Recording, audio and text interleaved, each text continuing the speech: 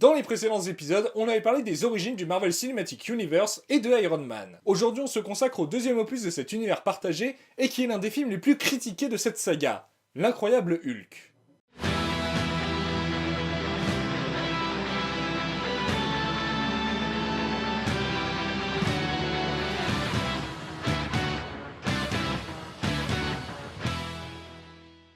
Hulk est créé en 1962 par Stan Lee et Jack Kirby. La BD raconte l'histoire du scientifique Bruce Banner qui bosse sur les rayons gamma pour l'armée. Une expérience tourne mal, mais ça ne le tue pas. Au contraire, depuis, dès qu'il stresse sous s'énerve, il se transforme en monstre vert qui casse tout et s'appelle Hulk. Et comme pour Iron Man, on ne va pas développer plus parce que ce n'est pas le sujet. Le personnage est l'un des plus célèbres de l'univers Marvel, et il a eu plusieurs adaptations, notamment la fameuse série télé où le héros humain est interprété par Bill Bixby et dont la version monstrueuse est interprétée par Lou Ferrigno, qui d'ailleurs fait un caméo dans chacun des films Hulk sortis à ce jour. Parlons justement du cinéma. Universal a acheté les droits en 1990 et il sort un film réalisé par Ang Lee en 2003. Et les résultats au box-office sont pas extraordinaires. En 2005, Marvel, qui était en train de lancer Marvel Studios et de trouver un accord de financement avec Merrill Lynch, rachète les droits de production de Hulk et laisse la distribution à Universal. Et je passe très vite là-dessus parce qu'on en avait déjà parlé dans le premier épisode. Le but est de relancer la saga avec un reboot. Il fut vite décidé que le film se déroulerait dans le même univers qu'Iron Man. Il voulait se rapprocher des comics et s'éloigner du film d'Ang Lee. Depuis plusieurs années, Marvel, notamment Avi Arad, discutait avec Louis Leterrier. Ils lui ont proposé de faire un film sur Hulk. S'ils ont proposé le job à Leterrier, c'est pour ses scènes d'action. Kevin Feige a dit dans une interview à propos du réalisateur que sa caméra ne s'arrête jamais et que c'est cool pour les scènes d'action. Au début, Leterrier refuse parce qu'il pensait qu'il voulait faire une suite au film d'Ang Lee. Mais après avoir compris que le but était de faire un reboot, il était un peu plus chaud. Il a travaillé pendant quelques semaines chez lui en France avec un ami dessinateur, Stéphane Levallois. Leterrier s'est occupé d'écrire un squelette d'histoire et Levallois a fait des dessins conceptuels afin de bien retranscrire la vision de Leterrier qui se basait sur la série de comics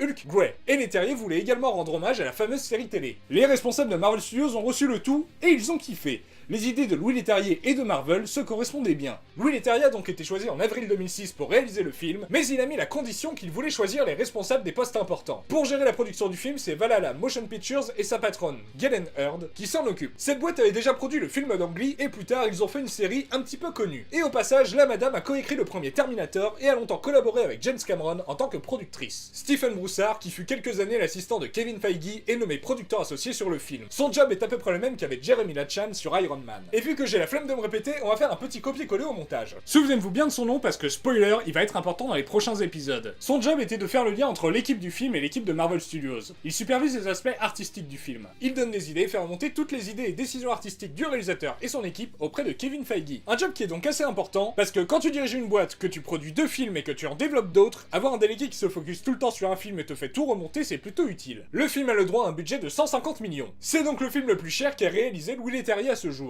Leterrier voulait que le film se concentre sur les dilemmes de Bruce Banner et de sa cohabitation avec Hulk. Feige allait dans ce sens, et Avi Arad voulait que le film exploite un maximum la relation sentimentale entre Bruce Banner et Betty Ross. Leterrier et Marvel voulaient également voir Hulk se battre dans une grande ville, contrairement au film d'Ang Lee. Une première version du scénario a été écrite par un auteur dont on ne connaît pas le nom, cette version n'a pas été gardée finalement. Avant que Louis Leterrier arrive sur le projet, l'écriture du scénario avait été confiée à Zak Penn, qui avait écrit un traitement non retenu pour le film de 2003. Mais Louis Leterrier a demandé plusieurs changements car il n'était pas fan du script original. Louis Leterrier voulait qu'Hulk affronte un personnage aussi puissant que lui, un anti-Hulk, ils ont donc choisi l'Abomination. Il voulait également que dans le film, on voit Banner acheter un pantalon trop large pour expliquer pourquoi Hulk se bat pas à poil. En parlant de Hulk à poil, Leterrier voulait aussi montrer la manière dont Bruce est hanté par Hulk via cette scène de nu. Et il a dû batailler avec les responsables de Marvel pour pouvoir la faire. Parce que dans un film grand public, la nudité c'est un petit peu compliqué. Aussi, il voulait que la scène de fin laisse planer le doute et ne dise pas si Banner arrive à se contrôler ou si Hulk est devenu méchant. Je me demande si lui-même avait imaginé la suite ou s'il avait juste voulu laisser un cliffhanger sans réfléchir à l'avenir. Maintenant, parlons d'un truc un poil plus polémique. Bien que le film était censé être un reboot, il a été écrit pour être plus ou moins dans la continuité du précédent. Par exemple, le premier s'est terminé au Brésil, là où commence le nouveau. Galen Hurd a même inventé le mot Rickwall pour décrire le film. D'un point de vue artistique, ça n'a pas beaucoup de sens, mais d'un point de vue marketing, personnellement, je trouve pas ça si con. Pour ceux qui ont aimé le précédent, on peut le vendre comme une suite bien que très différente. Il suffit de montrer le Brésil dans la bande-annonce et on comprend que c'est la suite du précédent film. Et pour les gens qui n'ont pas vu ou pas aimé le précédent film, ce ne sont pas les mêmes acteurs, donc c'est un reboot. Mais bon, le box-office semble montrer que c'était pas une bonne idée. Le design de Hulk et de l'Abomination est supervisé par les équipes de The Aaron Sims Company. Louis Leterrier trouvait que le Hulk d'Ang Lee était trop vert pomme et trop grand. Il voulait une couleur plus sombre et un Hulk plus petit. Il voulait également donner au film un côté intemporel, donc pas de musique récente. Pas d'armes ou de voitures trop récentes. De même pour le casting, il ne voulait pas des canons de beauté typiques du moment. Par exemple pour Betty Ross, il voulait une beauté plus intemporelle, pas une bombe telle qu'on la conçoit actuellement. Début 2007, le scénariste Zak Penn quitte le navire pour aller faire la promotion d'un film qu'il a réalisé. réalisé. Mais c'est pas trop grave parce qu'il y avait déjà un script quasiment fini. Et puis en plus, Louis Leterrier n'était visiblement pas très fan de son travail. Par contre, il fallait vite avancer le casting parce qu'à l'époque, aucun acteur n'avait été officialisé et le tournage devait commencer en juillet. Pour le rôle principal, Louis Leterrier avait dans un premier temps pensé à Mark Ruffalo, mais Marvel était pas chaud. Heureusement depuis, ils ont changé d'avis. David Duchovny fut également envisagé dans le rôle du Dr Banner. Finalement, sous les conseils de Lou Ferrigno, qui trouvait qu'il ressemblait pas mal à l'acteur de la série télé, c'est Edward Norton, fan du personnage, qui fut choisi. Louis Leterrier est allé présenter le projet à Norton autour d'un repas. Il avait pas l'air très chaud, mais en vrai, il a adoré. Il a néanmoins exigé, et c'était pas la première fois, d'être impliqué dans l'écriture et la production. Il a signé en avril 2007, et étonnamment, il semblerait qu'il n'a signé que pour un seul film. Il a récupéré le script de Zak Penn et s'est occupé de le modifier. Mais semble-t-il qu'il n'a pas fait de grands changements dans l'histoire, ce qui explique sûrement pourquoi il n'est pas crédité. Il réécrivait les dialogues jusqu'au dernier moment en discutant des personnages avec les différents acteurs. C'est lui qui a ajouté au film le personnage du nouveau concubin de Betty Ross, ce qui crée donc un triangle amoureux. Il a également retiré du scénario Rick Jones, le sidekick de Bruce Banner. C'est lui qui a proposé que lors d'un combat, les soldats utilisent des canons à son, mais ça a demandé beaucoup de recherches pour trouver comment montrer le son. Pour Betty Ross, Louis Leterrier ne voyait personne d'autre que l'actrice du film d'Ang Lee. Mais vu qu'il voulait faire un reboot, c'était pas très logique. Et en voyant une rediffusion d'un opus de la meilleure saga de l'histoire, il tomba sous le charme de Liv Tyler. Tout comme moi.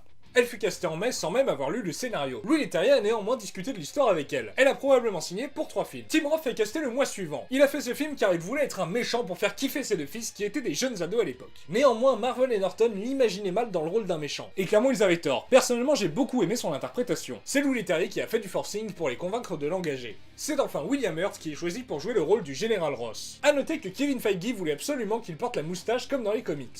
Le tournage a lieu principalement au Canada, probablement pour des raisons économiques. En effet, pour attirer les productions étrangères, notamment américaines, le gouvernement offre des crédits d'impôt aux films qui viennent se tourner au Canada avec des techniciens locaux. Et quand tu tournes un film avec un acteur connu dans le rôle titre et qu'il y a 2 personnages photoréalistes à créer en images de synthèse plus des scènes de destruction, même si t'as 150 millions, c'est toujours bien d'avoir des aides. La production s'installe donc au studio de Toronto. Le film a participé à la Toronto's Green Screen Initiative. L'équipe a donc fait beaucoup d'efforts pour que le tournage soit écolo. Ils ont par exemple utilisé des voitures hybrides. Le film a pour directeur de la photographie Peter Menzies Jr., visiblement un spécialiste des films d'action. Ce qui paraît plutôt logique puisque dans ce film, l'action est assez présente, beaucoup plus que dans Iron Man. Le chef décorateur c'est Kirkem Petruccelli qui a également fait pas mal de films d'action. John Stoneman Jr. est le superviseur des cascades et les combats et séquences de parcours ont été chorégraphiés par Cyril Raffaelli qui travaille beaucoup avec la boîte de Luc Besson et donc a déjà collaboré avec Louis Leterrier. Enfin, la seconde équipe fut dirigée par Gary Capo qui à la base est un cadreur et directeur de la photographie. Le tournage commence le 9 juillet 2007. Ce même mois, Zak Penn, le scénariste de l'incroyable Hulk, fut engagé pour écrire le film Avengers et pour collaborer avec les scénaristes qui développent les autres films solo afin de rendre la saga cohérente. À partir de la mi-juillet, l'équipe de l'incroyable Hulk est allée tourner dans une usine de fabrication de bouteilles à Hamilton. Ils ont trouvé cette usine une semaine avant sa démolition. Ils ont donc demandé d'attendre la fin du tournage avant de la détruire. L'usine a dû être entièrement redécorée afin de ressembler à une usine d'embouteillage de boissons. Louis Leterrier voulait également que la lumière de ce décor s'inspire du film Alien, notamment pour la scène de transformation qui a lieu dedans, qui a une ambiance légèrement horrifique. Après avoir fini les scènes de dialogue, le décor a été investi par la seconde équipe pour tout faire péter. Pendant ce temps-là, l'équipe principale était au sous-sol, qui a servi d'intérieur à la base militaire du général Ross. Louis Leterrier, dès qu'il le pouvait, montait au rez-de-chaussée pour travailler avec la seconde équipe. Et un jour, Louis Leterrier s'est énervé parce que quelque chose ne marchait pas. Et il était tellement énervé qu'il a donné un gros coup de pied dans le mur, et il s'est pété le pied. Avoir du mal à marcher sur un gros tournage, ça doit être bien pratique. Suite à cela, l'équipe s'est rendue dans une vraie base militaire, la base de Trenton. Les militaires que vous voyez dans ces scènes sont des vrais militaires canadiens à qui on a donné des tenues de soldats américains. Et les symboles de l'armée canadienne sur les véhicules ont été remplacés en post-production par les symboles de l'armée américaine. C'est là qu'ils ont tourné la scène où Ross explique à Blonsky comment Hulk est né. Comme Louis Leterrier trouve les scènes d'exposition chiantes, il l'a placé dans son décor pour montrer les armes qui vont être utilisées plus tard contre Hulk. Ça permet d'éviter d'avoir que du dialogue d'exposition. Pour l'université fictive de Culver, censée être située en Virginie, ils sont allés tourner à Drew University, dans l'état américain du New Jersey. Mais seulement pour les plans aériens. Sinon, la scène a été tournée à l'université de Toronto. Mais que pour les plans où on voit le bâtiment. Quand c'est filmé de l'autre côté, c'est un parc qui est pas du tout au même endroit. Pour le plan où Blonsky court à plus de 50 km/h, ils ont attaché Tim Roth à des câbles et l'ont tracté pendant que lui tâchait de faire semblant de courir sans se viander. Et il a pas mal galéré. Notons qu'à l'université, ils ont fabriqué une structure en verre juste pour pouvoir la faire péter. Et l'explosion de l'hélicoptère a eu lieu en vrai, mais devant un fond vert et sans hélicoptère. Mi-septembre, le combat final a été tourné dans Harlem. Et non, parce que tourner dans New York c'est compliqué, d'autant plus quand on fait tout péter. Heureusement, le maire de Toronto était fan de Hulk, et ça, plus ses emplois qu'apporte le tournage, ça fait qu'il a accepté de prêter Yonge Street, une des plus importantes rues de la ville, pour servir de doublure à Harlem. Et ils ont pu bloquer la rue 4 jours d'affilée, de 19h à 6h du matin, ce qui est pas énorme pour une telle scène. Il fallait donc tous les soirs vite bloquer la rue, amener le matériel de tournage, les bagnoles cramées et autres débris. La plupart des explosions ont eu lieu en vrai. Pour pouvoir bien contrôler les explosions, les artificiers ont utilisé des poppers. Si j'ai bien tout compris, il s'agit d'une boîte métallique dans laquelle on introduit une charge quantifiable d'explosifs. Et lorsqu'on envoie une décharge électrique, la charge explose et le popper se dilate jusqu'à 240 fois. Rassurez-vous, je ne ferai aucune blague sur le popper qui se dilate. Louis Leterrier adorait utiliser du popper sur les scènes d'action et il adorait aussi un autre joujou. Une Mercedes avec une grue dessus, il a énormément utilisé cette voiture pour tourner le combat final. Et ils ont même réussi à péter la bagnole. Au petit matin, les équipes arrivaient à ranger le matériel et le bordel, nettoyer la rue et rouvrir la circulation en seulement 15 minutes. Alors moi perso, j'arrive pas à ranger ma chambre en 2 heures, alors chapeau les mecs. D'autres moments censés se passer dans New York ont été tournés dans différents quartiers de Toronto. Et la fin du combat a été tournée dans un décor construit à l'extérieur du studio. Néanmoins, quelques plans ont été tournés à New York, notamment des plans aériens. Le tournage s'est terminé avec un peu plus d'une semaine au Brésil. L'intro du film est censé se passer dans Rocinha, la plus grande favela de Rio de Janeiro. C'est cette favela qui a été filmée dans les plans aériens, mais à l'époque il y avait beaucoup de trafic et autres activités illégales dedans, donc pour plus de sécurité, l'équipe est allée tourner à l'intérieur d'une autre favela, plus calme, la favela Tavares Bastos. Néanmoins, pour que tout se passe bien, Louis Leterrier est allé rencontrer les grands frères de la favela pour bien leur expliquer ce qu'ils comptaient faire. Et ils se sont aussi arrangés pour que tout le monde sache que le commando armé qui se balade dans la ville, c'est des acteurs et cascadeurs. Pour certaines cascades, un bout de favela avait été construit dans les studios de Toronto. Louis Leterrier voulait tourner dans une favela parce que les rues ne sont pas forcément droites. Et il peut exploiter des rues, ruelles, escaliers et toits dans la scène de course-poursuite. Course-poursuite qui d'ailleurs a nécessité pas mal de matos. Certains plans sont tournés avec une caméra portée par le caméraman, parfois un steadicam, une caméra sur une moto, parfois même ils ont utilisé la Spider-Cam. Pour avoir un ciel bien précis pour un course-poursuite, il a fallu tourner le soir à une heure bien précise. Il a donc fallu utiliser 4 équipes pour pouvoir tourner dans les temps. Et donc Louis Leterrier a dû diriger toutes ces équipes et donc aller d'un bout à l'autre de la favela, toujours avec le pied pété. Ah, il a dû le regretter son coup de pied dans le mur. Tous les autres décors extérieurs censés être situés dans d'autres pays d'Amérique du Sud ont tous été tournés près de Rio de Janeiro. Parce que déplacer une équipe ça coûte cher. Le tournage s'achève le 26 octobre 2007. Maintenant on va passer à la post-production. Et on ne va pas commencer par le montage mais par les effets visuels. Pourquoi ? Je sais pas. La création des effets visuels a été supervisée par Kurt Williams et produit par Paul Moles, qui ont l'habitude des films où les CGI sont importants. Tous les plans avec Hulk et l'Abomination ont été faits par la même entreprise, Rhythm News Studios, ce qui représente quand même pas mal de boulot. Louis Leterrier, comme beaucoup d'autres, pense que pour qu'on ne voit pas la supercherie, il faut mélanger les effets spéciaux et les effets visuels. Donc Hulk est tout le temps numérique et ce qui l'entoure est autant que possible réel, y compris les dégâts qu'il fait. Les mouvements de Hulk et l'Abomination sont basés sur de la capture de mouvement. Ces séquences ont été chorégraphiées par Terry Notary. Ce gars un jour faudra que je vous le présente. Qui a également incarné Hulk dans pas mal de plans. Pour l'animation faciale, ce sont les 2 acteurs qui ont joué. Ils ont également fait le corps dans certaines scènes. Et les voix des monstres sont un mélange de la voix de différents acteurs, dont Lou Ferrigno qui interprétait Hulk dans la série télé. Par contre, au début, c'était un casse-tête pour savoir s'il fallait le faire parler ou non. Au final, ils ont préféré ne lui faire dire que quelques mots. Mais bon, repassons au personnage en image de synthèse. Rhythm News avait bossé sur La Nuit au musée. Du coup, parmi les figures en 3D, ils ont mis la doublure numérique de Ben Stiller. Perso, je l'ai jamais identifié. Par contre, même si les équipes de Rhythm News ont créé les monstres dans tous les plans, ils ne se sont pas occupés de tout le compositing.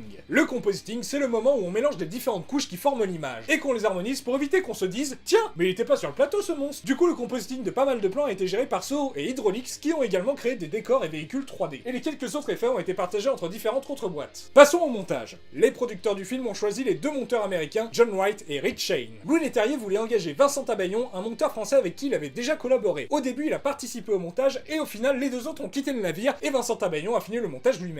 De nombreuses scènes ont été coupées. La plupart de ces scènes sont soit des scènes renforçant le côté méchant du général Ross, en montrant mieux qu'il veut récupérer Hulk pour en faire une arme, ou le fait qu'à la base il voulait reproduire Captain America. Soit des scènes renforçant la relation entre Betty et Bruce. Ces scènes sont semble-t-il plutôt une volonté de Avi Arad, qui était PDG de Marvel Studios lorsque Louis Leterrier a été choisi. Mais depuis il a quitté Marvel et donc perdu beaucoup de pouvoir sur le film. Donc sûrement que Kevin Feige et Louis Leterrier étaient moins chauds que lui pour ce genre de séquence. Et apparemment Universal aussi était vraiment pas fan des scènes de dialogue, il voulait recentrer le film sur les scènes d'action. Personnellement je trouve ces coupes dommages, car la relation entre Betty et Bruce est une partie très importante dans le parcours du personnage dans ce film. Enfin, la scène d'introduction du film a été coupée. Cette séquence montrait Bruce Banner monter sur une montagne pour se suicider avec un pistolet, mais il se transforme en Hulk au dernier moment, et donc Hulk sauve la vie de Banner. Cette scène fut plus tard évoquée dans le film Avengers. Comme le film s'adresse entre autres à un public jeune, la séquence était un petit peu trop violente. Il fallait la censurer et donc la raccourcir, et au final, Louis Leterrier a préféré la retirer purement et simplement. À la base, le film contenait divers flashbacks pour montrer comment Banner est devenu Hulk. Mais lorsque le film fut montré à un public test constitué de proches de l'équipe du film, certains pensaient encore, après le visionnage, que c'était la suite du film de 2003. Pour bien clarifier le fait que les origines sont différentes, il fut décidé de déplacer toutes les scènes de flashback au début du film, et d'en faire un générique un peu comme dans la série télé. Les flashbacks furent donc confiés à Kyle Cooper, grand créateur de générique qui a entre autres créé le logo animé de Marvel. Sa boîte avait aussi bossé sur Iron Man. En plus des origines de Hulk, Cooper inclua quelques easter eggs qui permettent de lier le film à Iron Man et donc de mieux lancer le MCU. En parlant de lien avec Iron Man, c'est Louis Leterrier qui demandait à ce que Tony Stark fasse une apparition dans la dernière scène. Et Robert Downey Jr. a accepté de le faire en dehors du contrat qu'il a signé pour Iron Man et ses suites. Passons à la musique. Sur Danny the Dog, Louis Leterrier avait collaboré avec le groupe Massive Attack. Il voulait que Massive Attack fasse la musique de Hulk, mais ils étaient pas dispo. Il a donc demandé à leur arrangeur, également compositeur de musique de film, de s'occuper de l'incroyable Hulk. Au passage, au cours du film, une des musiques de la série originale a été utilisée. Parlons enfin d'un gros problème qu'il y a eu pendant la post-production.